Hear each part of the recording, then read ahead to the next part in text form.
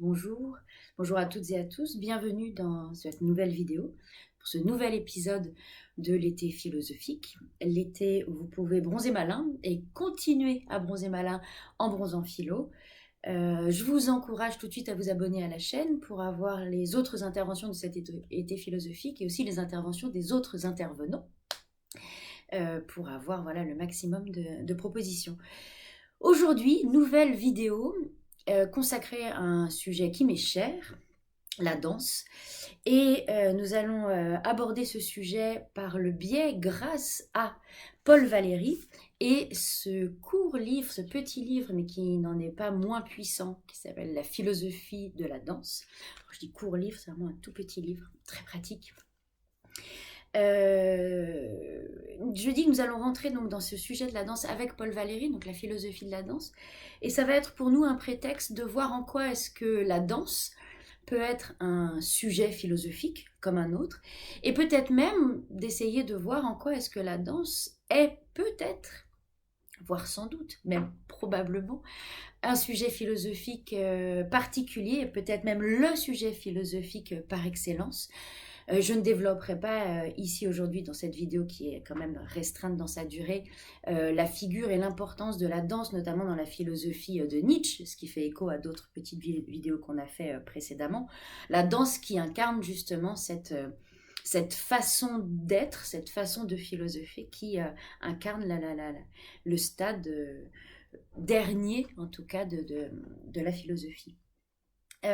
Aujourd'hui, donc ce qui nous intéresse, c'est de voir en quoi, et on va suivre ça avec Paul Valéry, en quoi est-ce que la danse d'abord intrigue le philosophe qui ne connaît pas la danse, un philosophe qui ne danse pas, qui est le cas de Paul Valéry, et comment de ce point de vue le plus lointain, le plus extérieur, nous pouvons arriver progressivement à comprendre la danse, et à comprendre la danse d'un point de vue philosophique, voir en quoi est-ce que la philosophie peut tirer des choses intéressantes, importantes, non pas de la danse comme un sujet parmi d'autres, mais peut-être dans la manière d'être. L'enjeu de notre très court propos, donc l'introduction que nous faisons ici, a pour visée d'envisager que peut-être la danse pourrait être une certaine forme de philosophie en soi, un rapport au monde particulier qui se questionne, peut-être pas de manière intelligible, analytique, mais d'une autre manière, et peut-être qu'il existe dans la danse, dans la pratique même de la danse, une manière de comprendre le monde qui nous entoure, une manière sensible, une manière peut-être plus intuitive, si on fait écho à l'articulation intelligence-intuition comme elle peut avoir lieu chez Bergson. Donc tout l'enjeu de notre propos est de suivre Paul Valéry par la main pour essayer de voir en quoi est-ce que la danse peut être philosophique. Aussi, il est des petits livres comme ceux-ci qui sont plus qu'un simple traité philosophique ou une simple parole théorique. Et c'est le cas de ce livre, La philosophie de la danse, où Paul Valéry se permet de nous transmettre sa parole, réellement sa parole, c'est-à-dire qu'on lit cette petite philosophie de la danse comme on lirait un témoignage et même, j'oserais dire, un aveu. Paul Valéry commence son propos en avouant la difficulté et à la fois certainement l'excitation qu'il ressent et qu'il a à écrire sur la danse, sujet qui lui est a priori complètement étranger. Or, il existe dans le spectacle de la danse, Paul Valéry n'étant pas danseur, il existe dans le spectacle de la danse quelque chose qui va le stimuler au point de essayer, modestement mais certainement résolument, en tout cas, vu que le livre est là, de pouvoir produire une parole philosophique sur la danse. Ce qui est très intéressant, et je vais commencer par citer tout de suite Paul Valéry, c'est de se rendre compte à quel point la danse semble chambouler, ou en tout cas déstabiliser le philosophe, car elle, comme va le dire Paul Valéry, les armes habituelles du philosophe, en tout cas les outils, si on veut parler plus légèrement du philosophe, semblent ne pas bien s'appliquer à la danse. Donc, avant de continuer encore à expliquer, je cite tout de suite Paul Valéry qui dit « Voilà bien de la philosophie, pensez-vous, je le confesse. J'en ai mis un peu trop. Mais quand on n'est pas un danseur, quand on serait bien en peine non seulement de danser, mais d'expliquer le moindre pas, quand on ne possède, pour traiter des prodiges que font les jambes, que les ressources d'une tête, on n'a de salut que dans quelques philosophies. C'est-à-dire que l'on reprend les choses de fort loin, avec l'espoir de faire évanouir les difficultés par la distance. Il est beaucoup plus simple de construire un univers que d'expliquer comment un homme tient sur ses pieds. Demandez à Aristote, à Descartes, à Leibniz et à quelques autres. Ce qui me semble intéressant dans cette introduction, qui est l'introduction à notre propos, mais qui est aussi l'introduction évidemment de Paul Valéry, c'est que le philosophe se retrouve désarmé, déstabilisé par ce qui semble être paradoxalement la chose la plus simple du monde, c'est-à-dire décrire comment un homme tient sur ses pieds. Paul Valéry dit qu'il est beaucoup plus simple de créer un univers, de créer une architecture conceptuelle.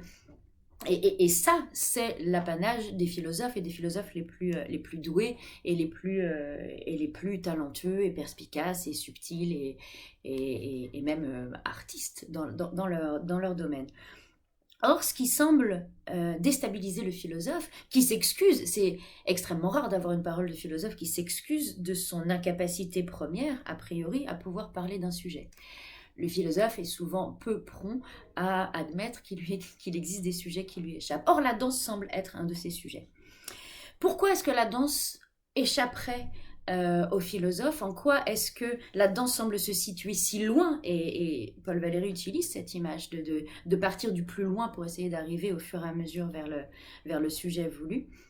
Certainement parce que la danse décrit un mouvement et décrit du vivant, c'est ce que dit Paul Valéry, c'est-à-dire décrit un homme qui tient sur ses pieds. Et plus que ça, la danse n'est pas simplement l'art de la marche ou l'art d'être debout, c'est l'art de jouer de cette capacité à se tenir debout, à se tenir droit et d'en jouer, de jouer avec l'équilibre, de jouer avec le déséquilibre, de jouer justement avec cette chose qui a l'air d'être la première des choses humaine, c'est-à-dire la capacité à se tenir debout.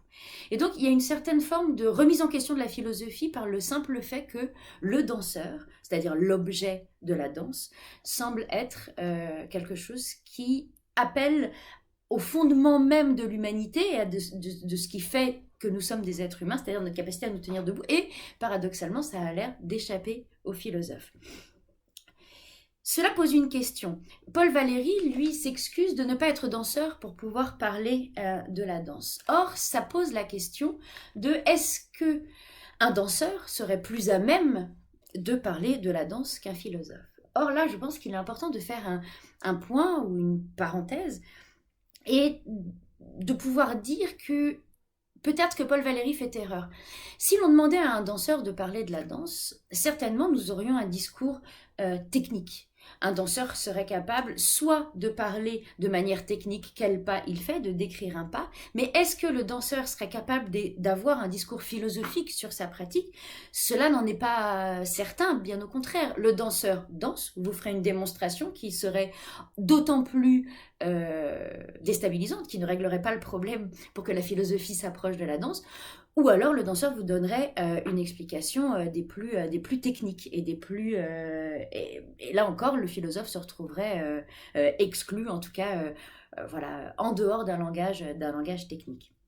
Donc finalement, la meilleure façon pour parler de la danse, ce n'est peut-être pas d'être danseur, comme a l'air de le penser Paul Valéry, mais finalement, c'est certainement son attitude assez humble, mais courageuse, d'admettre sa non-expertise par rapport à la danse et d'essayer quand même de décrire.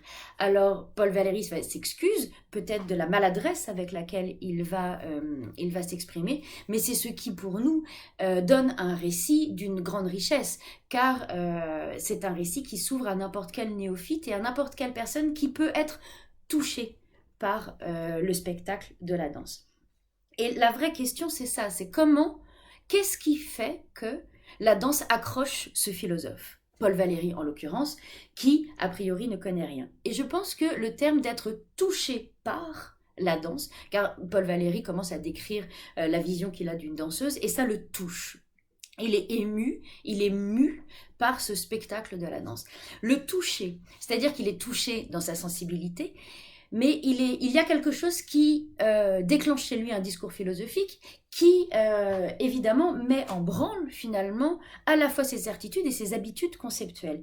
Et le fait d'être touché, je pense que ce terme n'est pas anodin, parce que c'est vraiment de cela dont il est question, c'est-à-dire que la danse n'est pas un objet qui s'appréhende avec des outils intellectuels ou conceptuels, mais c'est un objet, si tant est que ce soit un objet philosophique, qui s'appréhende par le sensible, qui vient nous toucher, toucher au sens, et qui, de fait, remet en question, j'allais dire, les habitudes philosophiques, qui consistent à aborder un thème ou un domaine ou un sujet par l'abstraction et la définition abstraite d'un concept. La danse échappe à ça. Et le moteur qui pousse Paul Valéry à écrire sur la danse, ce n'est pas une simple curiosité intellectuelle d'un concept abstrait qui serait la danse, où Paul Valéry se dirait, bon, la danse, ça peut être le mouvement, l'espace, etc. Et on pourrait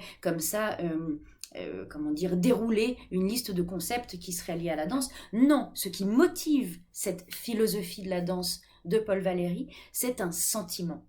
Un sentiment qui lui tombe dessus, un sentiment qu'il n'a pas cherché intellectuellement à provoquer en lui, c'est quelque chose qui est venu le frapper. Et tous les termes qu'on peut utiliser, être touché, être frappé, être déstabilisé, tout ceci font bien appel ou écho à un champ lexical du corps et un champ lexical du mouvement. Ce qui est intéressant, et là je fais une parenthèse ou un lien vers d'autres philosophies, en tout cas d'autres vidéos, qui sont notamment les premières vidéos que nous avons faites, sur l'absurde. Il y a dans la découverte que fait Paul Valéry de la danse, j'oserais dire, la même évidence et irruption du sentiment, comme l'absurde fait irruption dans notre vie. Il y a à la fois ce mélange d'évidence et de déstabilisation.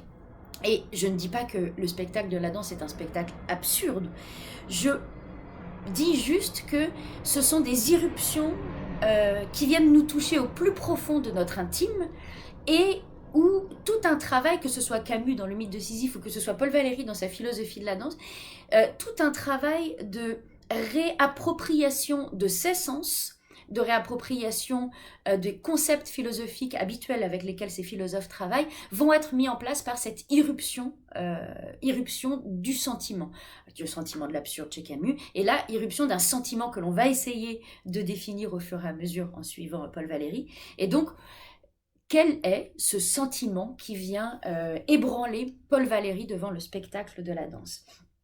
Paul Valéry va dire que ce qui le touche, c'est quelque chose qu'il nomme une vie intérieure. Alors, dit comme ça, on est dans quelque chose de très flou. Alors, essayons de creuser un peu plus. Donc, on en était à, voilà, quel est le sentiment, qu'est-ce que ressent Paul Valéry? Si les concepts habituels que nous utilisons pour appréhender des objets philosophiques nous sont complètement inutiles face à la danse, alors suivons avec Paul Valéry son propre témoignage de qu'est-ce qui se passe lorsque Paul Valéry voit le spectacle de la danse. Je vais vous citer Paul Valéry, page 32-33 de cette petite philosophie de la danse, qui écrit « Et donc, permettez-moi quelques expressions hardies. Ne pourrait-on la considérer, alors la danse, ne pourrait-on la considérer, la danse, et je vous l'ai déjà fait pressentir, comme une manière de vie intérieure, en donnant à présent à ce terme de psychologie un sens nouveau où la physiologie domine. Vie intérieure, mais celle-ci toute construite de sensations de durée et de sensations d'énergie qui se répondent et forment comme une enceinte de résonance. Cette résonance, comme toute autre, se communique. Une partie de notre plaisir de spectateur est de se sentir gagné par les rythmes et virtuellement dansant nous-mêmes. Alors, voilà le texte de Paul Valéry. Prenons un peu de temps pour essayer de comprendre ce que veut dire Paul Valéry avec cette définition de ce qu'est pour lui cette manifestation de vie intérieure. Paul Valéry nous dit que lorsqu'il voit un spectacle de danse, il voit la danse comme la manifestation ou une manière de vie intérieure. Alors dans ce terme de manière, on voit bien que le contenu même de l'objet, ce qu'il est, échappe. La danse, c'est une manière de. C'est donc un rapport au monde, c'est une façon d'être. Et en cela, on ne serait pas très loin d'une métaphysique. C'est-à-dire, le danseur aurait une manière de vie intérieure, c'est-à-dire une manière particulière d'habiter le monde. Mais quelle est-elle, cette manière de vie intérieure? Cette manière de vie intérieure, Paul Valéry l'a décrit avec des termes qui ont l'air assez mystérieux, très proche peut-être en ce moment d'une sorte comment dire, de vocable de bien-être et énergétique, etc. Mais prenons-le au pied de la lettre et essayons de voir en quoi est-ce que cette manière de vie intérieure est décrite, en quoi est-ce qu'elle peut apporter des jalons philosophiques. Paul Valéry écrit ceci, je le redis, vie intérieure. Mais celle-ci, cette vie intérieure, toute construite de sensations de durée et de sensations d'énergie qui se répondent et forment comme une enceinte de résonance. Arrêtons-nous là. Cette vie intérieure, c'est quelque chose qui résonne et qui est rempli de sensations, déjà de sensations. Ce terme de sensation, comme on l'a déjà dit, n'est pas anodin, c'est-à-dire qu'il fait écho, par contraste, à l'intellect. C'est-à-dire que ce sentiment, ce qui nous touche dans la danse, c'est un sentiment, c'est une sensation, disons, c'est très physique. C'est-à-dire que ce qui touche Paul Valéry, tout philosophe qu'il est, n'est pas touché en tant que philosophe, est touché en tant qu'être humain sensible. Donc la danse, comme on l'a déjà dit, touche à la sensibilité. Après, quelle sorte de sensation ? Paul Valéry définit et décrit ça un peu plus longuement. Des sensations de durée et des sensations d'énergie. Alors de durée, ce terme est intéressant et il me semble difficile de ne pas avoir la tentation de le décrire d'un point de vue bergsonien, de Bergson. Je pense que cette notion de durée, alors voilà ce que veut dire Paul Valéry, c'est que lorsque je vois la danse, il se passe quelque chose en moi qui dure, qui se maintient, qui donc n'est pas éphémère, quelque chose d'une sensation de durée, de temps qui s'étire. Lorsque je dis qu'il est intéressant peut-être de voir ce terme à la manière de Bergson, je le pense car cela nous permet de suivre Bergson dans cette façon qu'il a de déstructurer ou en tout cas de remettre en question nos habitudes conceptuelles. Chez Bergson, la durée s'oppose au temps spatialisé, au temps de l'analyse, au temps mathématique. Si Paul Valéry utilise ici le terme de durée, il n'utilise pas le terme de temps. Il ne dit pas que c'est une sensation de temps, c'est une sensation de durée. Ça veut dire que ce temps-là, qui dure, est un temps, encore une fois, sensible, vu que c'est une sensation, mais c'est un temps qui échappe à l'analyse conceptuelle, intellectuelle, mathématique, scientifique. On est dans un rapport au temps, comme dirait Bergson, plus intuitif, l'intuition étant placée en corroboration, en tout cas à côté de l'intelligence. Il y a donc un rapport intuitif au temps lorsque l'on danse, comme il y aurait un rapport intuitif à l'espace.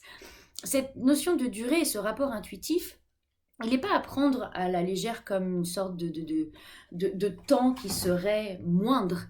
C'est-à-dire que le danseur, par sa capacité à jouer du temps ou à étirer le temps, par des suspensions, par des accents, par sa manière, et je reprends le terme qu'utilise Paul Valéry, une manière d'être, une manière de vie intérieure, par cette façon de jouer avec le temps et de l'étirer ou de le raccourcir, le danseur arrive à étirer ou déplacer, ou en tout cas effacer, les cases, les carcans que le temps mathématique pourrait placer et qui fait que, Dieu merci, nous avons ce temps mathématique qui fait que je suis capable de savoir que la vidéo va durer tant de minutes, que nous avons rendez-vous à telle heure, etc., etc. Ce temps mathématique est un temps pratique, c'est le temps de l'homo faber, dira Bergson. Or, la durée a ce rapport immédiat et intuitif au monde et à notre sensibilité au temps qui passe, au temps qui dure. Et ce qui m'intéresse encore plus en utilisant Bergson, en faisant écho à Bergson avec ce terme de durée employé par Paul Valéry, c'est qu'il nous met, j'allais dire délicatement mais assurément, vers la voie d'une métaphysique, car dans la pensée et le mouvant, voilà, de Bergson, là où il y a un recueil, c'est un recueil de plusieurs courts textes, de plusieurs conférences, dans l'intuition philosophique, Bergson parle de la métaphysique, et de la métaphysique comment lui, il l'envisage, et pour Bergson, la métaphysique est une capacité de rentrer à l'intérieur d'un objet par sympathie, par intuition. Et il me semble qu'il ne serait pas impossible d'envisager la danse, non pas comme un objet philosophique que l'on peut analyser de l'extérieur, mais comme un objet philosophique qui nous offre une porte d'accès à une certaine métaphysique. Une métaphysique où l'intuition est notre outil, une métaphysique qui rentre à l'intérieur de l'objet. Et je pense que la danse est un de ces objets philosophiques qui nous offre justement une manière d'être au monde, donc une métaphysique. C'est ma parenthèse sur Bergson qui, je pense, mériterait d'être peut-être développée, mais pas ici, maintenant, ensemble, dans cette petite vidéo sur Paul Valéry. Donc je reviens à cette vie antérieure, cette vie intérieure, qui est la vie bien présente. Cette vie intérieure, donc, qui est construite de sensations de durée et de sensations d'énergie qui se répondent. Le terme d'énergie est à prendre au sens premier, c'est-à-dire que dans le sens où il fait écho à un rapport corporel et un rapport mécanique, en tout cas mécanique au sens de mouvement et d'énergie mécanique. C'est-à-dire que c'est même une énergie de vie, comme dans ce terme de vie intérieure, et n'est pas à prendre dans des termes plus ésotériques que cela dans ce propos de Paul Valéry. C'est-à-dire que c'est une énergie liée au mouvement d'un corps. Et donc, vie intérieure, je reprends point par point la définition, construite de sensations de durée et de sensations d'énergie qui se répondent et forment comme une enceinte de résonance. Paul Valéry met dans sa définition une dynamique, un mouvement qui est absolument éloigné de toute définition qui serait beaucoup plus abstraite d'un concept où on pourrait dire, voilà, la danse, c'est la mise en mouvement de corps suivant un certain, je ne sais pas, style ou direction artistique ou chorégraphique, avec une écriture chorégraphique, etc. Ce qui serait une définition abstraite, mais en tout cas une définition extérieure à l'objet.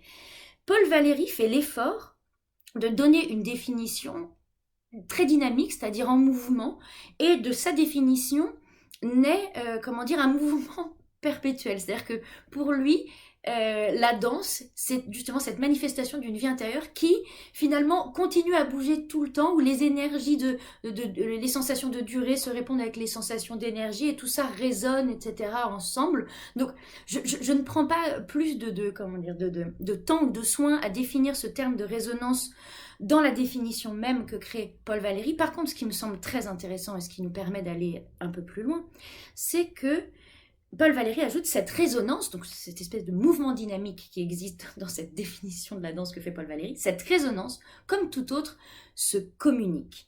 Une partie de notre plaisir de spectateur est de se sentir gagné par les rythmes et virtuellement dansant nous-mêmes. Ça y est, il l'avoue, Paul Valéry l'avoue, ce qui le touche lorsqu'il voit de la danse face au spectacle de la danse, c'est le fait de se sentir dansant lui-même. Et finalement, ce qui touche Paul Valéry lorsqu'il regarde de la danse, c'est de se sentir, lui, danseur, dansant, par cette communication de cette vie intérieure. Et c'est quelque chose qui me semble particulièrement intéressante et qui fait écho et qui répond aussi au bémol et en tout cas aux pincettes ou à la prudence avec laquelle Paul Valéry commençait son récit. C'est-à-dire, il s'excusait de ne pas être expert en danse et de se permettre, en tant que philosophe, d'aborder le sujet de la danse et d'en faire une philosophie de la danse. Et finalement, sa conclusion est de montrer que aborder la danse d'un point de vue philosophique, c'est finalement admettre ou reconnaître que ce qui est important dans la danse, ce qui se passe lorsque l'on voit un spectacle de danse, c'est justement le fait de se sentir danseur soi-même. Et ceci n'est pas sans conséquence et ce n'est pas anodin, parce que cela signifie que finalement ce que l'on a pu dire avant, tous les outils conceptuels de la philosophie sont désarmés et au profit d'une puissance qui est plus la puissance de la danse que la puissance de l'analyse. comme si la philosophie devenait inutile, comme si les concepts et le sens que l'on voulait donner au monde qui nous entoure, notre désir de compréhension rationnelle du monde, notre désir de philosopher pour faire sens, s'évanouissait et était pris et incorporé dans le mouvement même de la danse. Et finalement, vouloir faire une philosophie de la danse, ce n'est rien de plus, il faut mettre d'énormes guillemets, ce n'est rien de plus que reconnaître que ce qui nous touche, c'est de danser. Et donc il y a cette communication du mouvement qui se passe à l'intérieur du spectacle de la danse. Une autre conséquence à cela me semble aussi extrêmement importante, qui est que la danse déstabilise le philosophe ou celui qui la regarde. C'est-à-dire que la danse a cette capacité de suspens.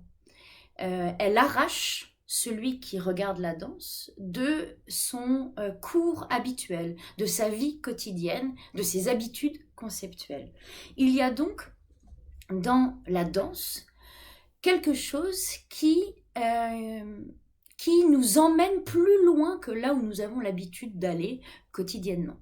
Et Paul Valéry le dit dès le début de la philosophie de la danse, que la danse est finalement l'art, ou en tout cas la pratique, ou la manière d'être ou de faire, qui nous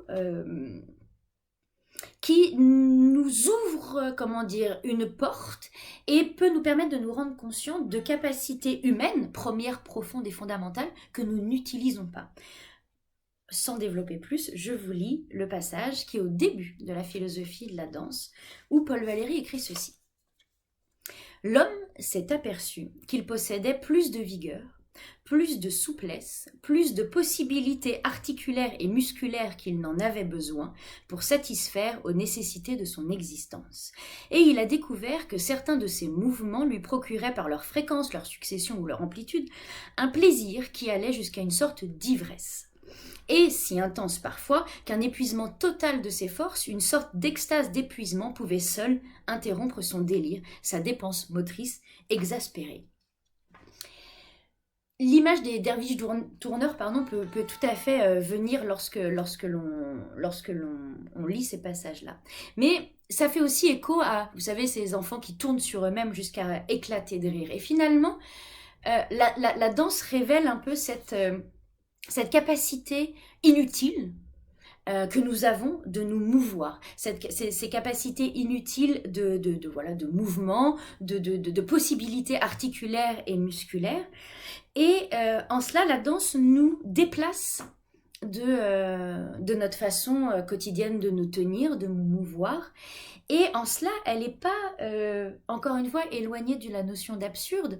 Il suffirait de regarder un sketch des Monty Python. Et je pense au ministère des marches absurdes, The Ministry of the Silly Walks. Peut-être je mettrai en lien justement une vidéo pour pouvoir voir ce sketch que je vous recommande et qui est vraiment extraordinaire dans sa manière d'illustrer justement avec un humour absurde, c'est-à-dire en transposant de manière très première l'absurde de notre capacité à nous mouvoir dans tous les sens avec le sérieux d'une institution où des gens vont demander des subventions pour pouvoir développer leurs propres marches absurdes, alors qu'évidemment développer une marche absurde est très inutile en soi pour notre vie quotidienne. Mais ce qui est intéressant justement dans cet apport de la danse à nous ouvrir justement cette conscience de l'inutilité de nos capacités, c'est qu'au-delà de souligner l'inutilité, de pouvoir mettre son bras derrière ou de lever la jambe comme ci ou de faire des répétitions complètement absurdes, nos capacités articulaires, musculaires nous sont propres et nous constituent en tant qu'êtres humains. Et en prendre conscience, au-delà de nous faire rire, ce qui est déjà quelque chose de suffisamment noble en soi, mais au-delà de nous faire rire, nous permet de prendre conscience que ce que nous faisons de nos corps est extrêmement limité par rapport à notre capacité fonctionnelle première. Et donc, la danse permet de révéler aux philosophes, mais évidemment à tout être humain, cette capacité que nous avons d'être plus ample que nous le sommes, d'avoir un rapport au monde peut-être plus libre. La danse nous incite justement à être conscients du fait que notre cadre quotidien est très circonscrit à une visée pratique ou pragmatique, pratique, efficace. Encore une fois, ce que Bergson appelle l'homo faber. Nous sommes faits pour être efficaces, intelligents et puissants, et nous le sommes. À côté de cela, la danse futile, qui utilise des mouvements inutiles. Alors peut-être c'est intéressant de voir dans le terme de futile le mot utile à l'intérieur du futile, ou de l'inutile, voire plus l'utile à travers l'inutile. C'est-à-dire comment la futilité d'un mouvement qui ne sert à rien peut finalement nous rappeler à notre situation première, c'est-à-dire une situation absurde, sans sens premier, sans savoir pourquoi est-ce que nous devons faire les choses, pourquoi nous sommes là. La danse nous rappelle à notre misérable situation, brute, absurde, sans sens de destinée, sans raison d'être, toujours tendue entre deux infinis, comme dirait Pascal, l'infiniment grand et l'infiniment petit.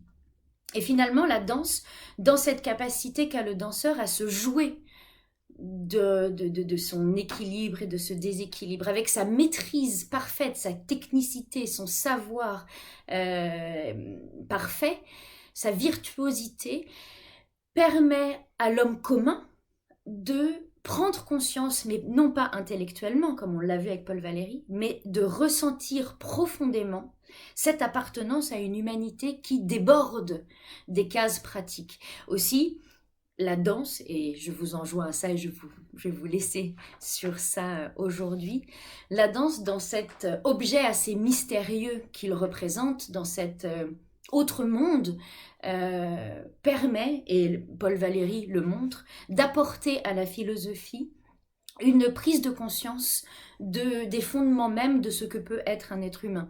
Sans avoir besoin de déplacer des cadres, la danse, par sa liberté même de mouvement, par son incarnation et par son rapport au corps, nous rappelle à notre situation première, absurde et joyeuse. Parce que ce que nous montre la danse, c'est la capacité que l'homme a de se jouer et de danser justement sur cette situation absurde qui est la nôtre. Je vous souhaite une très bonne fin de journée et je vous dis à bientôt. Merci beaucoup. Au revoir.